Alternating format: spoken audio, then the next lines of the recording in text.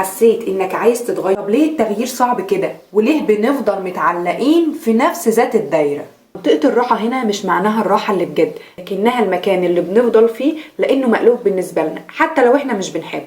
تفضل في شغل مش بتحبه لانك بس متعود عليه. تستمر في علاقات مرهقة لان التغيير بيخوفك. تأجل اي خطوة جديدة بحجة ان الوقت اصلا مش مناسب. المشكلة كل ما بتقعد اكتر في منطقة الراحة كل ما بقى اصعب اصلا انك تخرج منها. عقلك بيبرمجك ان اي حاجة جديدة هي خطر حتى لو هي الحاجة الاحسن. في النهاية بقى بتلاقي نفسك في نفس المكان بنفس الشكل مع احباط اكتر.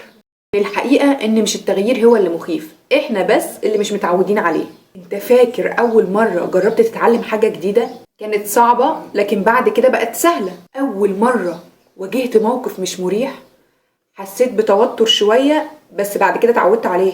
المخ بيحب المألوف لكن المألوف مش دايما هو اللي صح. ازاي تخرج من منطقة الراحة من غير اي خوف؟ التغيير مش لازم يكون فجأة، خطوة بسيطة لكن لها اثر. خد خطوة بسيطة لكنها جديدة. اي حاجة جديدة هتحس فيها بالقلق وده طبيعي جدا لان عقلك بيحاول يحميك. المخ بيفضل اللي يحسسه بمكافأة.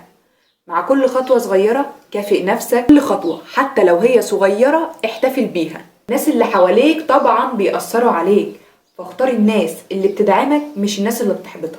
اوقات كتير بقى احنا بنفضل في منطقة الراحة عشان خايفين نجرب ونفشل، لكن مفيش حد نجح من غير ما يغلط الأول. لو عايز تعرف ازاي تقضي على خوفك من الفشل فارجع للفيديو اللي قبل ده على طول.